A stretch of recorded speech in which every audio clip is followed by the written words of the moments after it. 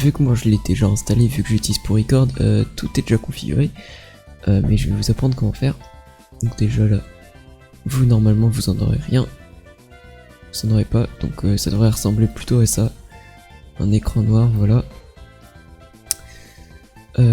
Ici, non, vous avez peut-être pas votre micro de configuré, donc vous avez peut-être celui de base. Là, vous avez juste aller dans propriétés, voilà, et vous mettez votre micro. C'est simple, pareil pour l'audio du bureau. Ensuite, pour si vous voulez avoir un écran ici, tout simplement, vous faites ajouter. Pensez bien à mettre l'audio et de la vidéo du coup. Donc par exemple, si je veux filmer l'écran, je vais aller dans capture d'écran. Ok. Là, j'ai qu'un seul écran, donc c'est bon.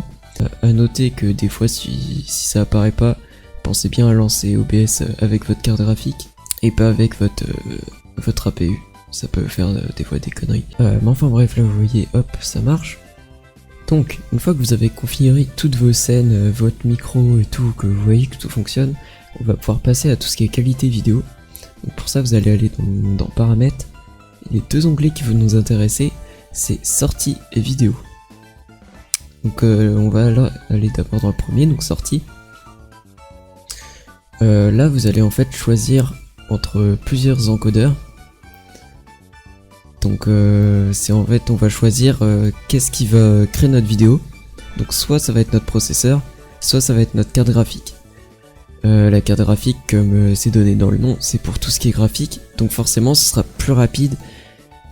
Et ce sera généralement meilleur si vous avez un petit PC. Donc je vous le recommande au début pour tester. L'avantage en encodant avec la carte graphique, c'est que vous aurez absolument aucun impact en fait quand vous jouez sur l'enregistrement. Donc vous verrez pas la différence sur le moment. Et le seul désavantage, c'est que la qualité est un peu moins bonne qu'en logiciel. Mais du coup en logiciel, vous allez utiliser beaucoup plus de performance et là vous verrez l'impact, donc vous aurez sûrement un peu moins de FPS si vous jouez. Ensuite le format d'enregistrement, je vous conseille MP4, tout simplement parce que beaucoup plus de logiciels de montage acceptent le MP4 que le MKV. L'avantage du MKV c'est que ça se corrompt pas, donc même si vous avez un crash et tout, vous allez pas perdre le fichier, contrairement au MP4. Le désavantage c'est qu'absolument rien n'est compatible avec. Donc vous allez devoir le convertir en MP4 à chaque fois que vous voulez l'importer quelque part. Et donc c'est beaucoup de temps de perdu. Donc je vous conseille le MP4. Qualité, je vous conseille de commencer par haute qualité, taille de fichier moyenne.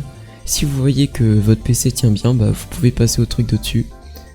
Et qualité sans perte, honnêtement, vous verrez pas trop la différence avec indistinguable. Donc je vous conseille d'aller maximum sur indistinguable. Surtout que vous verrez que les fichiers seront déjà assez balèzes. Ensuite on va aller dans l'onglet vidéo. Donc là on va choisir notre résolution d'écran. Si vous voulez faire de la mise à l'échelle, mais je vous le recommande pas parce que ça consomme des performances forcément. Et ensuite là, par défaut, vous serez en valeur courante. Et donc là, ce sera que des, comme ils le disent, des valeurs courantes, donc jusqu'à 60 fps. Mais si vous voulez par exemple filmer en 180 fps, vous allez devoir passer en débit d'image sous forme de fraction. Voilà, là vous pouvez mettre ce que vous voulez. Donc à savoir que si vous mettez un nombre trop élevé au numérateur pour votre carte graphique, comme je vous l'ai dit, vous n'allez pas voir la différence en jeu en fait. La différence vous la verrez à la fin quand vous allez regarder votre enregistrement, vous aurez 3 fps. Même si quand vous mettez 60 ça marche très bien, si vous mettez trop ça va surcharger, ça va faire n'importe quoi. Donc là pareil, il faut faire des tests. Je vous conseille de mettre des multiples de 60. Et à chaque fois que ça passe, vous essayez suivant. Donc si vous arrivez bien en 60 fps, vous essayez du 120. Si ça marche bien, vous essayez en 180. Jusqu'à ce que ça déconne. Et là vous revenez en arrière. Et vous mettez le bon numérateur. À savoir que forcément, plus ce sera élevé au numérateur, plus ce sera dur à encoder. Comme je vous l'ai dit, la carte graphique, vous verrez pas la différence en jeu. Mais c'est qu'après que vous verrez la différence. Par contre, si vous encodez avec le processeur, vous allez voir la différence tout de suite. Dans le sens où si là je m'amuse à mettre 1000 fps et à jouer, en jeu j'aurai clairement que quelques fps, voire rien du tout, ça va tout faire planter. Donc le X264, c'est à privilégier si vraiment votre carte graphique suffit pas, que vous voulez vraiment avoir une qualité meilleure et que votre processeur le permet surtout. Et puis voilà, c'était un tuto assez simple, contrairement à beaucoup où on peut trouver, là c'est vraiment les bases, des bases, mais je trouve que ça marche bien, surtout que comme ça on peut filmer sur à peu près n'importe quel PC, donc voilà. J'espère que ce petit tuto vous aura plu et moi je vous dis à la prochaine.